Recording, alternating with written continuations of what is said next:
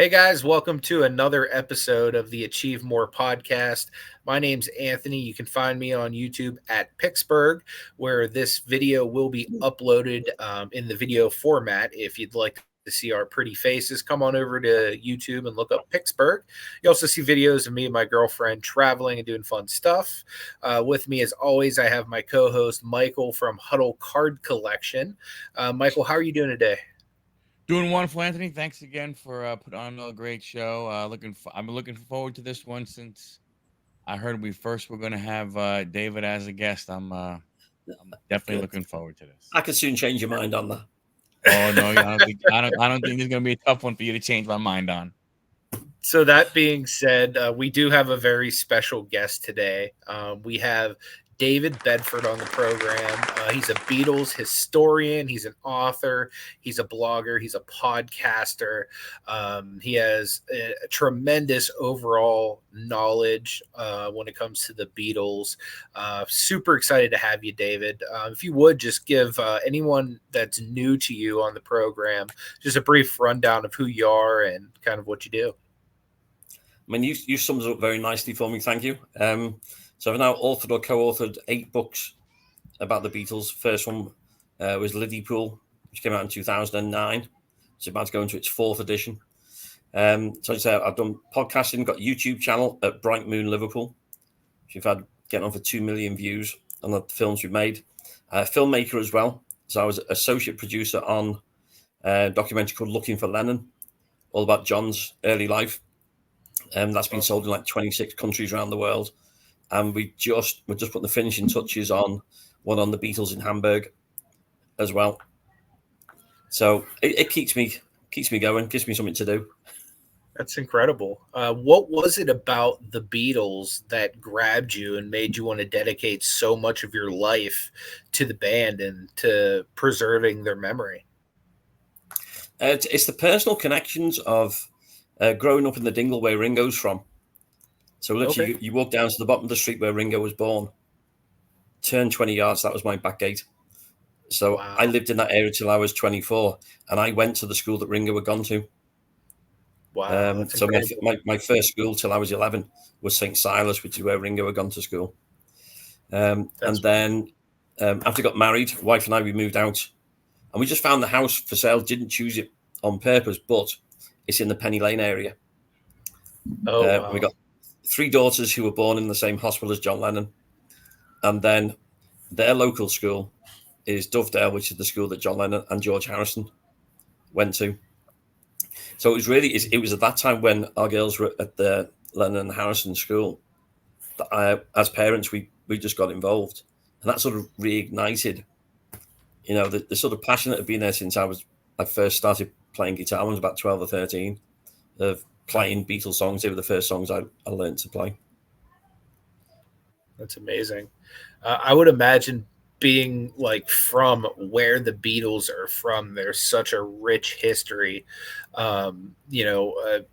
Goodness gracious, like going to some of the same schools. What type of experience was that as a child, being taught, hey, this is where Ringo's from, hey, this is where George went to school, or like any of those type of experiences? Did they have accomplishments or trophies or whatever in the schools for those specific Beatles members? Well, when I started at the school Ringo been in, it was September 1969, when I was 4 years old. So by the end of my first year at that school, the Beatles had already broken up, and nobody was really talking about the Beatles much in Liverpool in the 70s. One of the weird ironies is, as the Beatles were becoming so successful in the 60s, it sort of put Liverpool back on the international map. Because we've been around for over 800 years. Been one of the most important commercial ports in the world. So Liverpool's been a big player. But as the Beatles were becoming really successful, Liverpool was in decline. So as a port, it's survived on shipping for so many years. Shipbuilding has stopped. A lot of the cargoes were going into containers, which means you lose a lot of man hours because you don't need that many people to do these things. And then the cruise ships stopped coming here. So really, growing up in the 70s in Liverpool, it was quite a depressed place to be. A lot of high unemployment. So as I was going through my schooling, which I finished, I left school at 18 in 1983, there weren't a lot of job prospects around. So in the 70s, there was nothing really to talk about. There was no Beatles tourism, nothing like that. But then, of course, everything changes in December 1980 when John was murdered. And suddenly fans wanted to come to Liverpool. And, they wanted to see where John had lived. And they wanted to see the cavern. And the cavern had been knocked down in 1973. So that there was nothing here. There was nothing organised. So in a way, as a result of John's death, it sort of started Beatles tourism coming to Liverpool. And now it's worth getting on for £100 million a year. Just the Beatles tourism to Liverpool. It's a massive thing. But back in the 70s, there was nothing here. There was nothing happening. Yeah, that's insane. What was that like for you as somebody who grew up a massive Beatles fan to see John pass away like that? I can still picture it. I was 15 years old, and I had my alarm radio set to ready me to get up to go to school. And normally it would click on the hour. You get the radio jingle, and then the headlines and whatever else, and I'd get up and get dressed. I just still remember it. All I heard was a click with it going on, no jingle, and the announcer just saying, "John Lennon is dead." That's what I woke up to. And one of the sort of strangest things looking back was because I was 15, I thought, well, at least he was 40. Because to me, that seemed really old. And of course, I get to 40 with, 3 young kids. You realise 40 is not very old as I'm about to head to 60. But as a 15-year-old, 40 seemed really old. But yeah, it was really hard. And the whole city was affected. It really was. The place was depressed. And it was disbelief. Now, of course, the newspapers were full of it, and we had the television, etc. And it was just, nobody could really comprehend what had happened. And it was just, because you're here in the centre of, of the Beatles city, and suddenly one of them's been stupidly shot and killed. And you think, what's going on? It was very, very surreal. Very. Yeah, absolutely. Here in the States, Howard Cosell announced it on Monday Night Football. Yeah. On that fateful evening. Yeah. Of course, we woke up to it the next day with the time difference. And it was just complete disbelief. And particularly because, I'm waking up, it's first thing in the morning, I think, hang on, have I just heard that right? Or am I dreaming? And then obviously they went on to explain what had happened. And I just remember people walking around the city was just thinking, what's gone on? It was just a really, really weird thing. And in a way, I think a bit of that has stayed with the city. That allegiance to John and the fact that his life was ruined at such a young age. But part of that legacy is we have Beatles tourism, and that contributes so much to our economy. It's amazing. It makes you wonder if they ever would have gotten back together. Really, it's funny. These tours, because they would have been the biggest tours ever. Yeah, and it's funny. I'm very grateful they didn't, because what they achieved. You think of the last album they recorded together is Abbey Road, which is an absolute masterpiece. And sometimes some bands can't reproduce that, or they reform, but mainly they're doing it for the money. I think maybe we would have seen it as like a Live Aid or something like that. I think possibly you've seen that. But in a way, I'm quite grateful they didn't, because they went out at the very, very top. Mhm. And there's none of that sort of, oh, we shouldn't have got back together. It was a disaster. There's none of that. So I think, yeah, maybe for a charity concert, I think they probably would. But I'm quite grateful they didn't. Have you had an opportunity to meet any of the band members over the years? Not at the Fab Four, but I've met and know Pete Best, the original drummer, from absolute nowhere when I was working on Liverpool, my first book. So nobody had ever heard of me before. And I'd come across the story of the Casbah, which a lot of people really don't realise is there. And the Casbah comes before the Cavern and is more the birthplace of the Beatles than the Cavern is. And it's such an important place. So I then got to interview Pete, and I was telling him what I was doing, and he was helping me with the research with photos and stuff. And I just said, don't have to say yes, but would you consider writing the foreword to the book?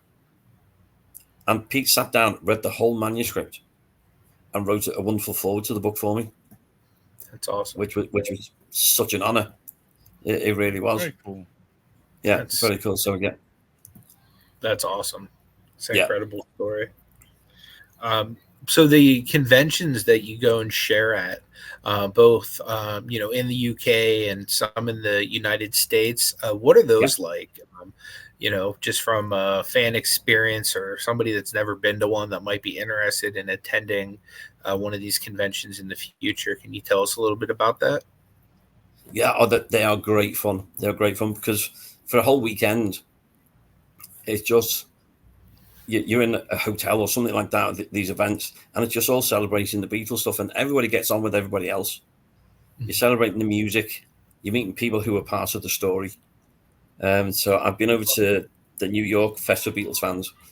I'm trying to work out, must be at least 10 times.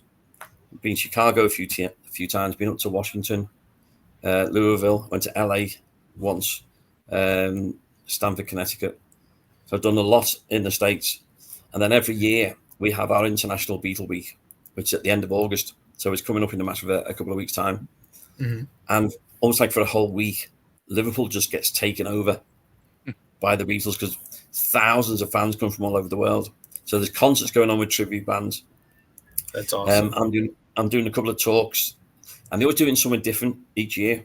So this year we're taking over the art college that John had gone to, which is part of the same complex of the Liverpool Institute where Paul and George were at school.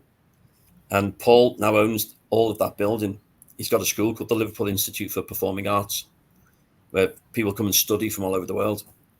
So we're taking over that for a day. So I'm giving some talks in the lecture theatre where awesome. John had studied, which is great. So it's that, and you got all these guests coming from all around the place, connected to the Beatles story. And then you got people like me who are authors. We've got our books. We give talks, sell the books, memorabilia on sale, records and stuff. It's great fun to forget what's going on in the outside world, and just have a bit of Beatles. Yeah, because there's so much going on, and a lot of it is quite depressing. And just to have that opportunity to get together with other people who are there to celebrate the Beatles as well. Mm-hmm. And there is something very, very unique about the Beatles community, whichever one I've been to over the years. It doesn't matter where you're from, your nationality, colour of your skin, your faith, whatever. None of that matters. There's no borders. Everybody gets on with everybody else as one big family. And it's quite unique in this world, which is becoming less and less tolerant of each other, that you've got this place which is free of all that nonsense that goes on with politics and everything else. And it's great fun. And the organisers, they spend most of the year preparing to do this. The hard work that goes into it is incredible. It really is, but it's worth it. It is such good fun. How many of these shows normally happen per year? Or is it like kind of like a regional thing, or is it, it doesn't happen both in the US and abroad, maybe simultaneously sometimes? Sometimes there's an overlap, but normally you have the Fest for Beatles fans, which is it's in New York this year. It was back in February. It's normally in New Jersey. That's normally around March, April time. And then they do Chicago, which is actually happening as we speak. That convention is happening at the moment this weekend in Chicago. So that's normally those two there. There's Abbey Road on the River, which it's normally a summer one just outside Louisville. And the one in Liverpool is always the last weekend in August. So there's a lot of them which are standalone. So there's a great one over in Mons in Belgium. And there's one in Holland. They take part about October time as well. So they tend to spread them out. So if you were able to travel everywhere, you could get to do them all. That sounds incredible. Fun. Yeah. I'll have to decide to see if there's one like anywhere near me coming up sometime soon. That'd be wonderful. Michael and I have a background of going to similar shows for like trading cards and stuff like that. So this sounds like right up our alley. So that sounds definitely incredible. You'd enjoy it. You really would. Oh yeah, I'm sure. So you've also go ahead, Michael. Were you gonna? Well, I was gonna say. So I just want to go back a second. So were you doing any writing, filming, and all that kind of stuff before you jumped into the Beatles stuff, or when you decided that was where it started? Oh no, it's very weird. I've never really written anything apart from contributing to a church magazine. That was about it. But my life altered very, very suddenly in the year 2000, in the June of 2000, when I got signed off work because I was really feeling quite ill. And I never went back to work. I was eventually, took another 12 months, was diagnosed with fibromyalgia. And because of that, I was told at the age of 35, basically, you're going to have to retire. There's nothing much we can do. And they can't treat it and just give you tablets to treat symptoms and stuff. So suddenly going from school straight to work, working solidly then for 17 years, and then getting told at 35, that's the end of your career. What the heck are you going to do next? And it coincided with, we were doing some fundraising at Dovedale School, where our kids were, and we wanted to raise money for the playground, and we put out this appeal, and because John and George had gone there, we got national press.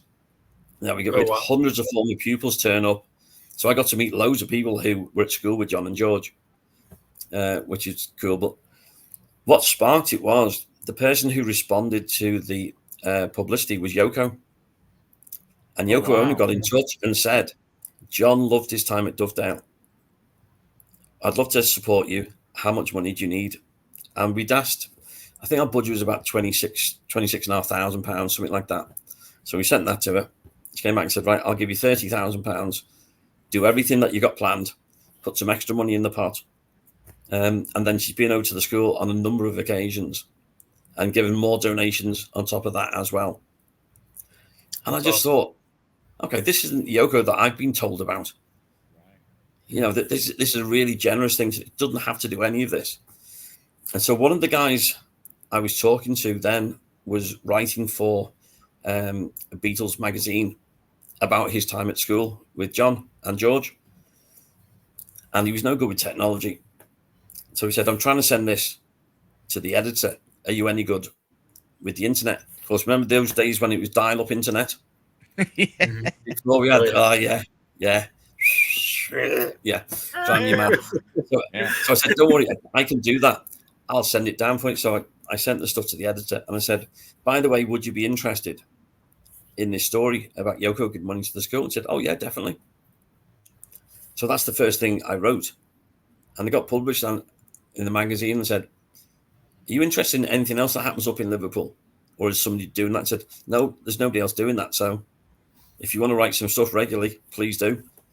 And that's what got me started. So at the time when I had to give up work, suddenly there was something for me to do. And I had a brilliant doctor because, physically I'd gone from being very active playing football and cricket and golf to in an 18-month period of walking 100 yards down the road, and that was it. I was finished.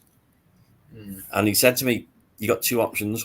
He said, "You can stay at home, sit in a corner, be in pain, and feel sorry for yourself, or the pain's still going to be there. But if you find something to do to keep your brain occupied, your brain cannot cope with thinking about the pain while it's concentrating on something else.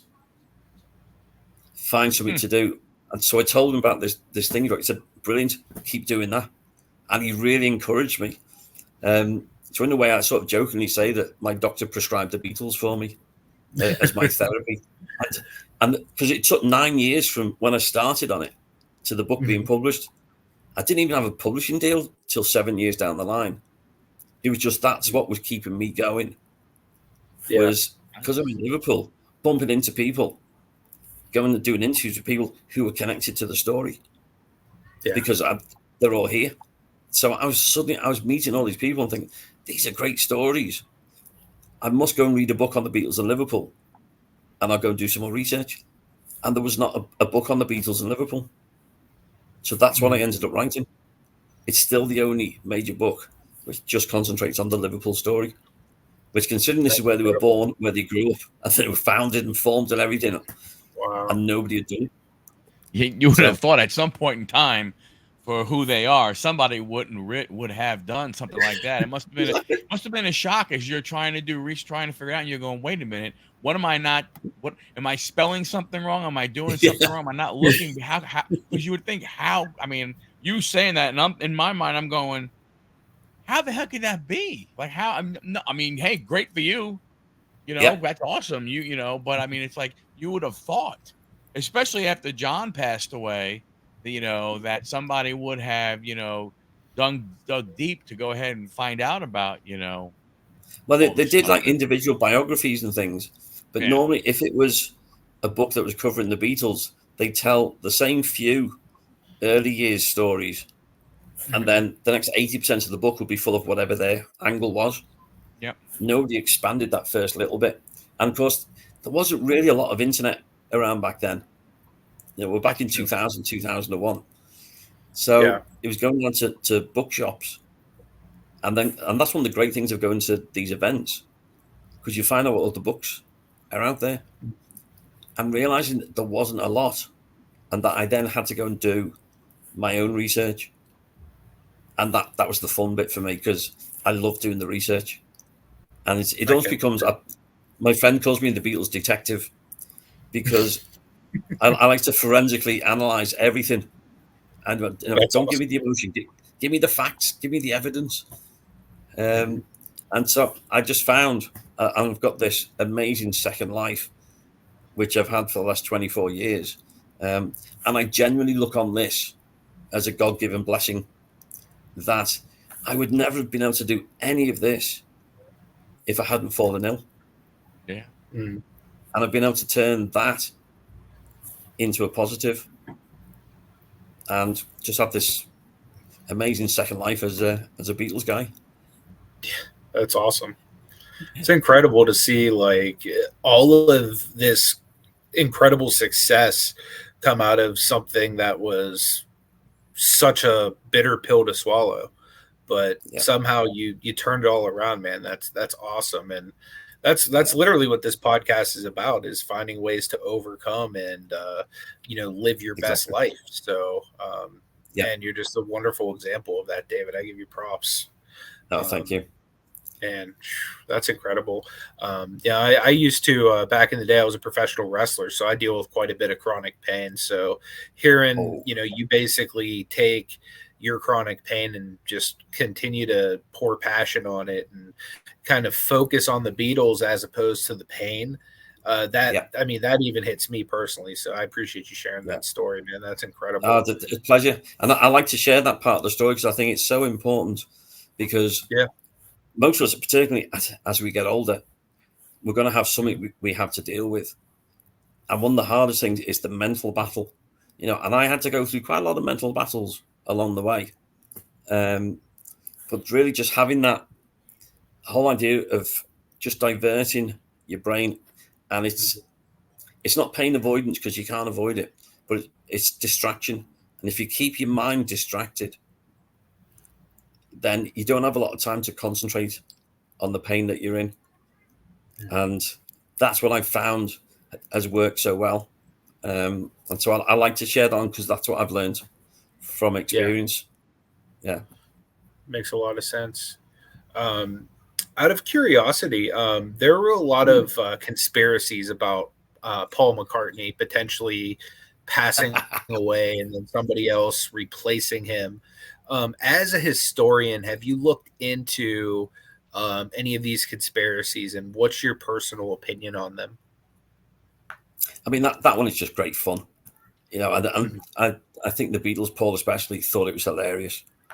You know, it's so nonsensical that it's like with any conspiracy. You know, if you want to find a clue to something that you're determined to find, you will find it in the most obscure place because you'll see stuff and you think, oh, that must mean it's like, you know, finding the registration number on the Volkswagen Beetle on the cover of Abbey Road.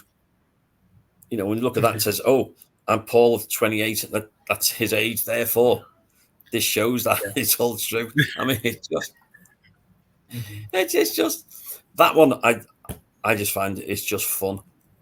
And not wearing the shoes going across the Abbey Road. What really the true story was, what that one is, which is ridiculous. You know, basically, when he forgot his shoes and he had a pair of sandals and it was hot and he flipped them off just as they were getting ready to go ahead and take the picture and walk across. Yeah, you know, that's quite boring. So let's make it more fun and add in. Oh, it's a funeral procession. Yeah, you know. So that one I don't give a lot of time to it, but it's funny. There's plenty of other conspiracies and myths out there to be sorted. So I spend more time on them. Yeah.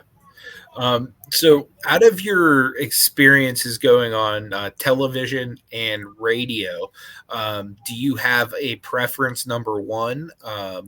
And number two, what was like some of your most favorite moments? You know, like, is there anything you're like, oh my God, I can't believe, I'm on this program, doing this now, that you've had to experience thus far? I can tell you that the biggest thrill. So when I was back in 2004, still at Dovedale School, my wife and I were helping to run the Parents Association. So I thought, wouldn't it be great if we could get the original Quarrymen, John's first group, to come and play a concert at the school? And so I managed to contact them and they agreed to do it. And they came and they gave this amazing concert. And I sort of then have become friends with them.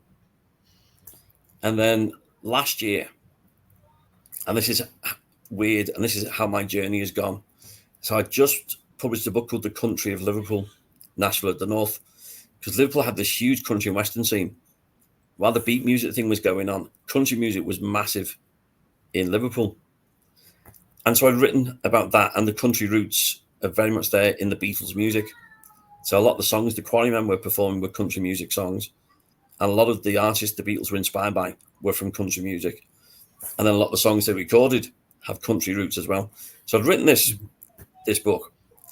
And a friend of mine lives out in Germany, out near Hanover, and invited me to go over and give a talk. And he said he's going to invite Rod Davis, who was in the original Quarrymen. He was going over as well. So we've known each other for years. But I never sort of mentioned the fact that I play guitar. You know, it just hadn't come up. So my friend Wolfgang in Germany says to Rod, when David comes over, we give him a guitar and he just plays songs for us. So Rod rang me up and said, what's this about you playing guitar? I said, oh, yeah, I have done since I was about 13. He said, so with the talk, he was doing a talk on skiffle and the beginning of the Quarrymen. Then I was doing a talk on the country music. He was going to do some songs. So he said, how about at the end, you and me do some songs together? I thought, cool. Yeah. I'm going to play with one of the Quarrymen.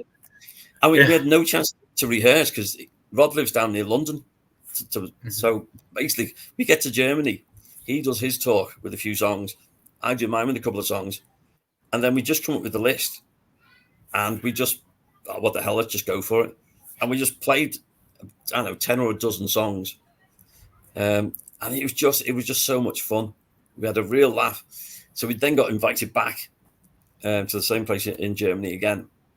And then in early 23, Rod got in touch and said, how do you fancy joining the Quarrymen? That's awesome. What? So I was going to join them on guitar, and the first gig we were going to be doing was to open the bandstand, brand new bandstand at Strawberry Field. Right. Wow. So in front of the Lord Mayor, dignitaries, Mike McCartney, you name it, they're all going to be there. Now, the guy who was playing bass with the Quarrymen at the time, his name is Chaz Newby. Now, he's one of the guys I uncovered when I was doing my first book. Chaz was the first left-handed bass player in the Beatles. So before Paul gets on bass, at the end of 1960, they play 4 gigs after coming back from Hamburg. Chaz plays bass with the Beatles for these 4 important gigs. So he then had joined the Quarrymen, been playing for years. And it must have been about 3 weeks or so before the gig. And Chaz had a fall. And he couldn't play. And sadly, he'd had cancer. It had come back, and we lost him not long afterwards. Lovely guy was Chaz. So Rod rang me and said, Chaz isn't going to be able to play. You don't play bass, do you? He said, oh, no, yeah, I can play bass guitar as well. Good. Learn everything. So 3 weeks' notice, I switched to bass, and that was my debut. And we've done about a dozen gigs now. We went to Germany, I think, 3 times last year. A couple of weeks ago, we played on the first stage the Quarrymen ever played on at the old Quarrybank High School, John School, where they played in about October 56. And then awesome. In a couple of weeks at the Beatles Festival, we're playing in St. Peter's Church Hall on the spot where John and Paul met. That's really cool. Talk about living the dream. Oh, heck yeah. It's insane. And these guys are just so nice, because we've been friends for years. I've just got to know them even better. And that's when I think, so cool. How did I get here? It's crazy, but it's fun. Yeah. What would you say the ingredient was that got you there? Like, if you had to pinpoint one thing, was it just your persistence to never giving up on your dream, or like, what was it that got you where you're at right now? I think one of the key things is people can see that I'm not in this as a career, as a way just to exploit fans and make money. They know that what I do with passion. And I just love to share what I'm doing. Most people, if they're being honest, we don't get into writing books to make money, because unless you are a huge author, there is virtually no money to be made in writing books. We don't do it for money. And it was that passion. And I think one of the great things was being able to tap into the market, particularly in America. Mm-hmm. It's the era of the Beatles not everybody knew about. So, for example, one of the other things, I'm a Beatles tour guide as well. So that keeps me in mischief doing that as well. And I had the tour yesterday. And the guy said to me, he's American, and he said, so what really made the Beatles? I assume it was the Ed Sullivan Show. And that's quite a common theme. And that's perfect for me. So I said, okay, let me take you back 8 years. Let's go back to 1956 and I'll tell you how they got to the Ed Sullivan Show. So, because so much happened before then. So what I've been able to do is to fill in, particularly in America, what happened before Ed Sullivan. Because there's so much, and there's so many people involved in the story before they get there.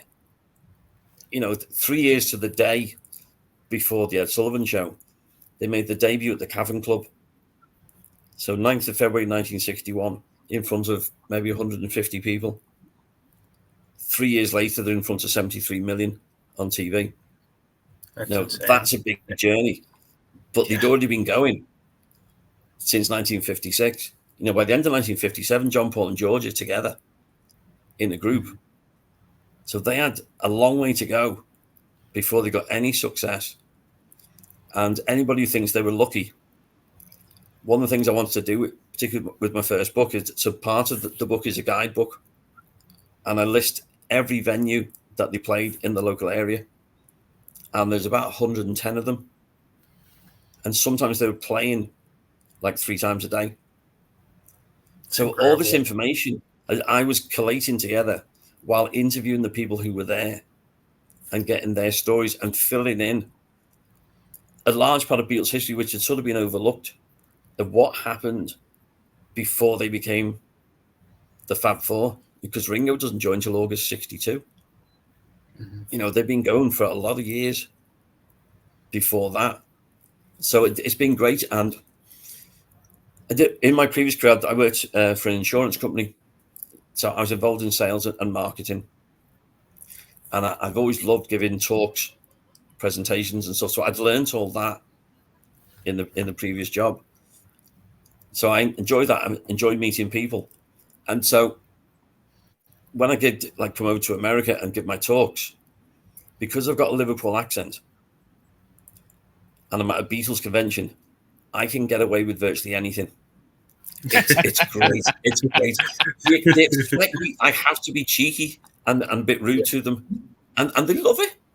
And there's been people who said, "Can I just stand by you and just listen to you talk all day?" So it's a license to have fun, and so all that combination. But I think it's the passion and the fact that I'm a fan who's writing for other fans. And I think that's what people have enjoyed so much. I'm not a professional journalist. I'm not a professional author. I just do this because it's what I really enjoy doing. And I just love sharing the stories. And with my, my story with my fibromyalgia as well, I've been able to tell that and explain, this is how I got here. So they know it's a personal story. And then, it's just gone crazy from there. That's really incredible. I think there's a lot of there's a lot of people who they don't understand that story. Like you said, a lot of them think it was just 4 guys thrown together and they showed up in America, set Ed Sullivan, and boom, rocket ship and everything like that. They don't understand everything that happened previously.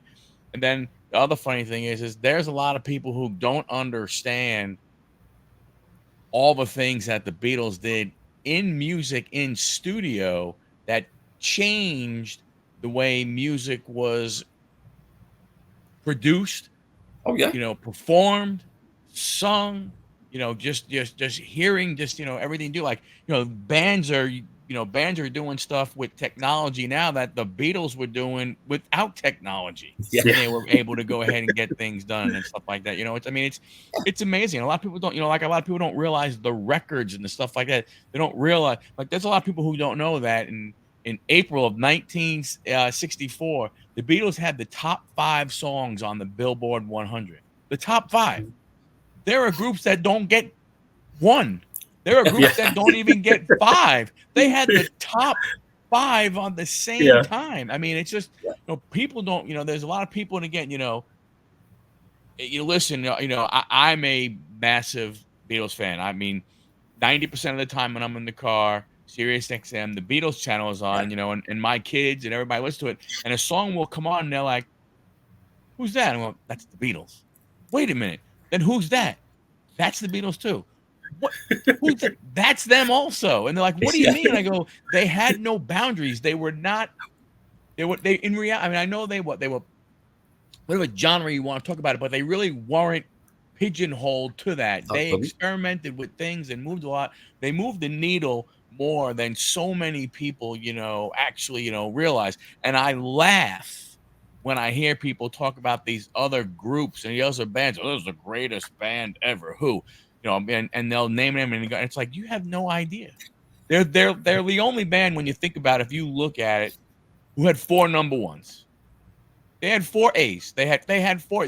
There's no, you can take, the Rolling Stones. You take the Rolling Stones and you break them up. 3 of those guys aren't doing the damn thing. But you look at what the Beatles did. So it's I don't know. I love them. I mean, I was, my only thing that I missed is I'm upset that, I was never able to see, Beatlemania when it was, on Broadway in New York City, because I could only imagine, what that show, would have been like. Well, hopefully you'll get to see, because I'm actually working on a stage play with a team in Liverpool at the moment as well, around the Nice. Beatles of the early years. But we're hoping that's going to be hitting the stage next year. But it'll be superb. So I had two things that I wanted to ask. Go on. One, is there a fun fact or an unknown fact that people might find very interesting about the Beatles? I think there's so many coincidences in the story. If you wrote it as a work of fiction, no publisher would publish it. It's too unbelievable. It really is, because there's so many times when it shouldn't have worked. And I think the biggest one that really hit it for me was on the day John met Paul. The only reason the two of them get together is because John is known as a pain in the backside to all the parents. So all the parents will be saying to the lads, "We don't want you hanging around with that Lennon. That Lennon is trouble." So when it came for John's friend Ivan Vaughan to go to high school, instead of going to Quarry Bank where John was, his parents said, "You are not going to the same high school as that Lennon. He's a distraction." So they send Ivan all the way into the city centre to another school called the Liverpool Institute. He ends up in the class with the lad born on the same day as him, 18th of June 1942, who's Paul McCartney. Ivan becomes friends with Paul. It's Ivan who brings Paul to meet John. If it wasn't for Ivan Vaughan, we don't have the Beatles. That's interesting. That's really interesting. Yeah. And that's just one of many. Yeah. It's just, you think, that's one little thing. If that didn't happen, if you don't have Ivan Vaughan, there's no reason for John and Paul to get together. They lived in different suburbs, different groups of friends, went to different schools. Ivan Vaughan is the only thing that connects the two of them. Wow. That's pretty cool. Wild. That's pretty cool. Yeah. And then the other thing is, as far as, movies go, whether it be movies that the Beatles were in or movies about the Beatles, do you have a favorite? And do you have one that you go, I wouldn't have minded if I didn't see that one? Well, we just had a celebration up here for A Hard Day's Night, 60th anniversary. A Hard Day's Night came out, and that was premiered up here on the 10th of July 1964. So they had a big civic reception for the Beatles in Liverpool. Like over 200,000 people turned out to see them. And then they had the Northern premiere of the film. So local museum, The Beatles Story, hired the local cinema and invited a whole load of us to go and watch A Hard Day's Night up on the big screen again. And you're never going to top that. It is just such a brilliant movie. And if anybody's trying to make a movie about either a pop star or a group, that's the template. That's what you've got to look at. And can you beat that? And the answer will always be no. Nobody's going to top it, because it was so realistic. Alan Owen, who wrote the screenplay for it, born in Liverpool, grew up locally. He observed them for a short time, and he just let them be them. And so A Hard Day's Night will always be the best.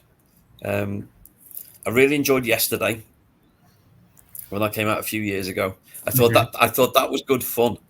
The whole concept of what if the Beatles never existed? Yeah. Because in a way, it tied in with something I'd started on, like with the Ivan Vaughan story all those years ago. Of there's all these moments in Beatles history where it could have gone a different way. So with a friend of mine, we've got a book which should be launched beginning of next year, and it's going to be called The Beatles What If. That's awesome. And we've got about 70 moments in Beatles history where it could have gone in a different direction. And of course, the big final ones, what if the Beatles didn't exist? Can you imagine what the world would be like? And we always say for, any singer-songwriter any band who is writing, recording, performing their own music has to thank the Beatles, because that did not happen before then. They changed the music industry completely. You know, it's like you were saying before, you have to really look at the fact every album was different. They pushed the boundaries for everything. They were never satisfied with, this is our genre. You know, like you mentioned the Rolling Stones. They love their blues and the rhythm and blues, and they've stuck with it. Nobody's gone outside that. Beatles were never satisfied with that. Yeah. I think the one thing of ones that I've watched, you know, some of the early biopics, you know, there's like Birth of the Beatles and a couple of them, and I won't go back to them. Backbeat, go back and watch again. Thought Backbeat was really good for picking up the feel of Hamburg. You know, don't see it as history. It's not a documentary at all. A lot of it is fictional. But that was a really good movie, just to pick, you know, what Hamburg was like for them at the time. So that one I go back to, but most of the biopics I've watched once and I won't go back to them. Mm-hmm.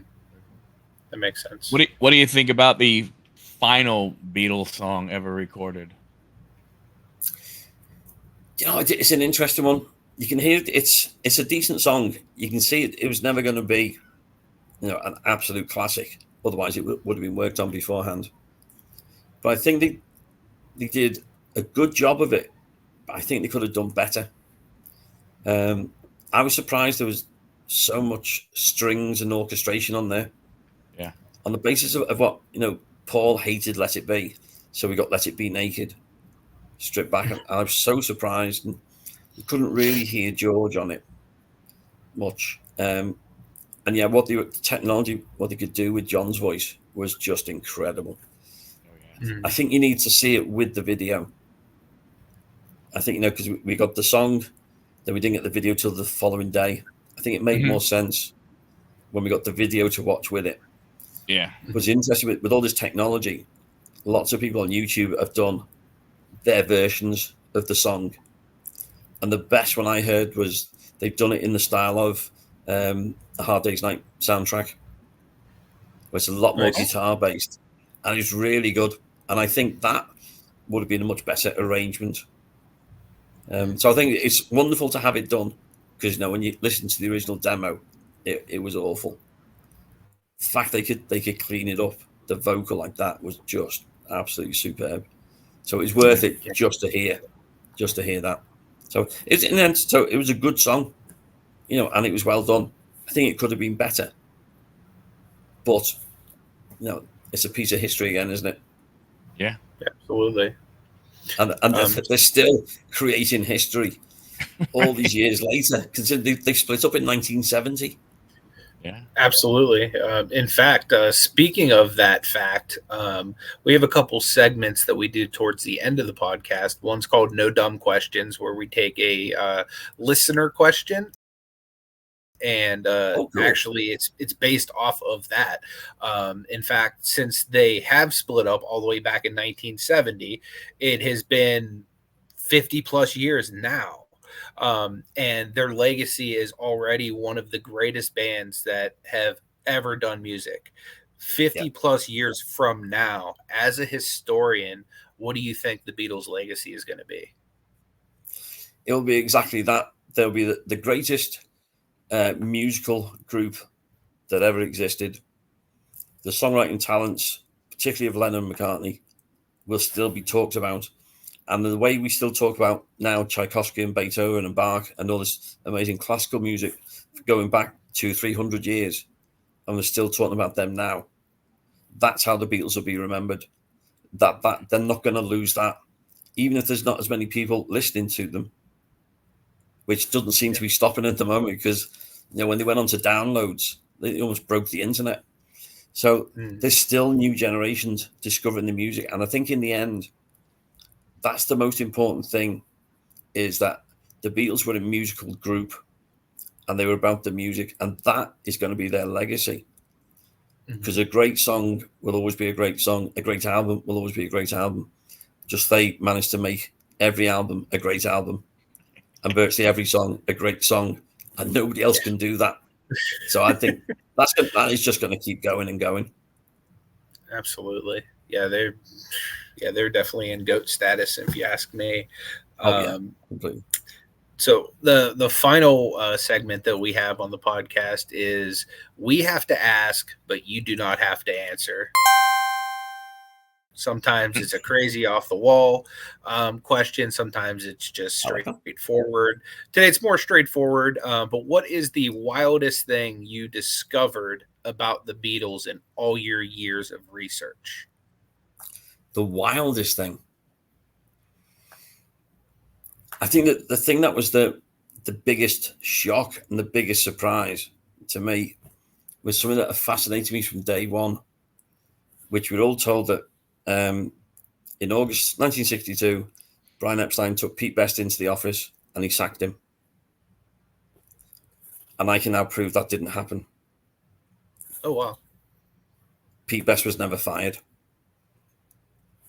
And it was one of the moments. And it's when I was working on the book, only about maybe 7 years ago. And I went and I interviewed Brian Epstein's lawyer. And I said, can you talk me through what happened?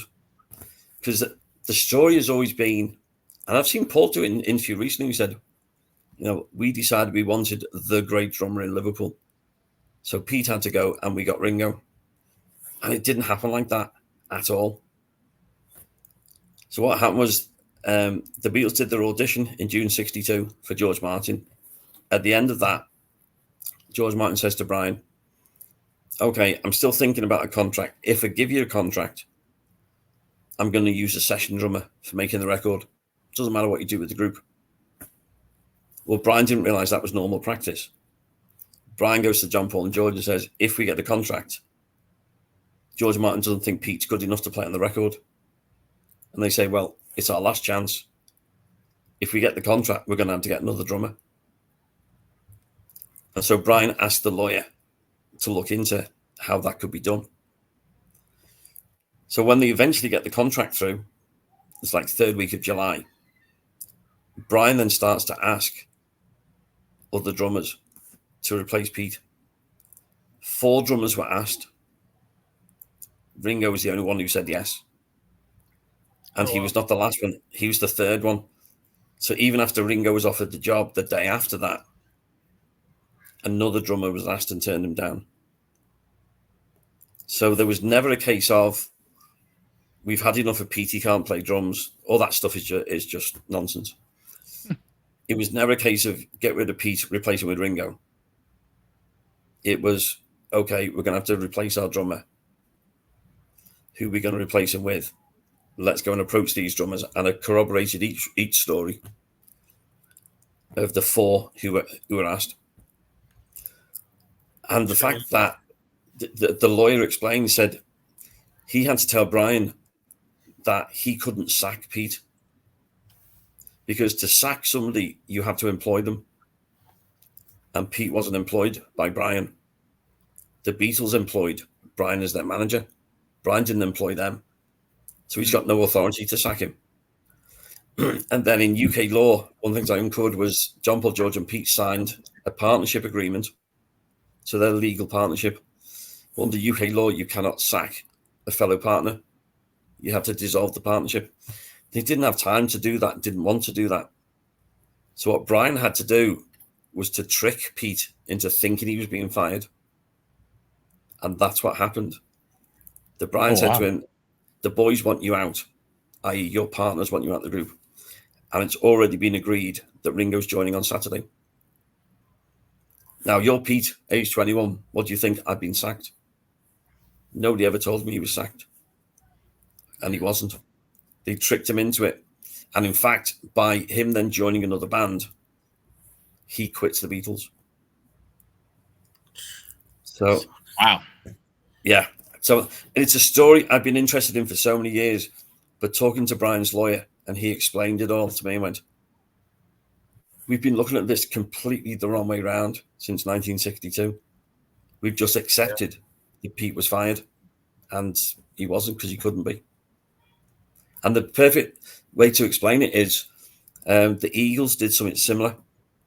So when they got back together after their 14-year vacation, as Glenn Fry called it, they were going back on the road, and Don Felder, the guitarist, was offered the terms of the new contract, and he wanted to be paid the same as Don Henley and Glenn Fry. And he said, that's what I want.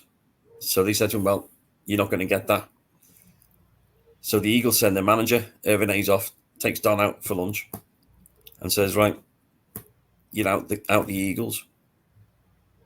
But he was a partner in the Eagles. It took them quite a few years and a huge settlement before Don Felder was paid off and out of the group.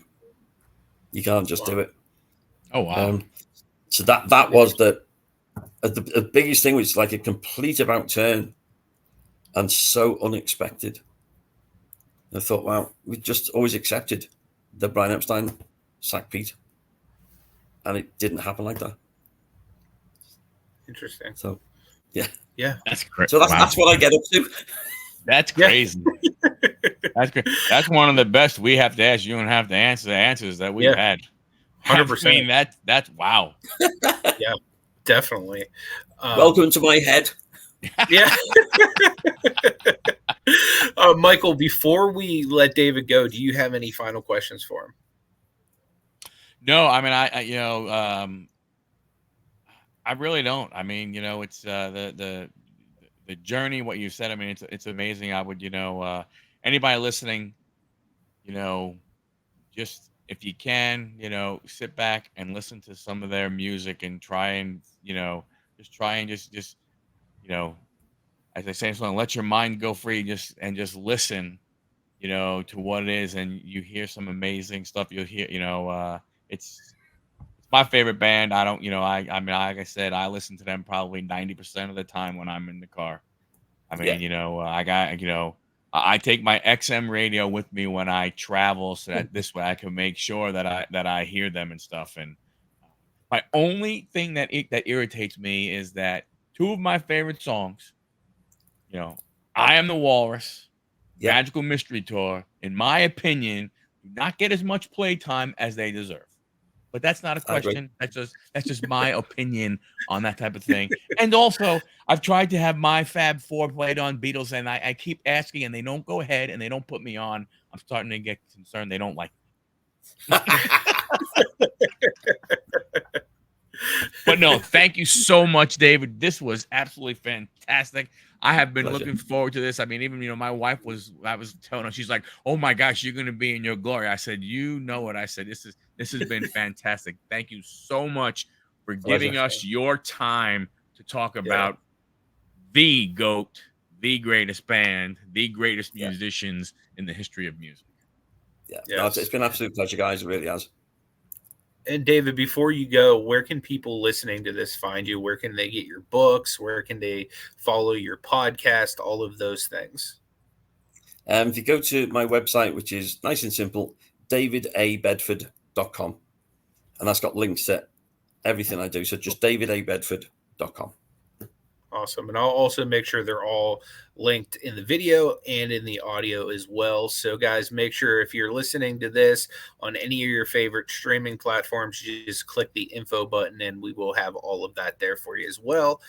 We really appreciate you listening, guys. Make sure you go and follow David. Make sure you go to Huddle Card Collection on YouTube and all of the social medias to follow Michael. And again, if you'd like to see this in video format, come over to YouTube and follow Picksburgh, and you will see it released there as well. But guys, until the next podcast, we appreciate you. May God bless you, and take it easy.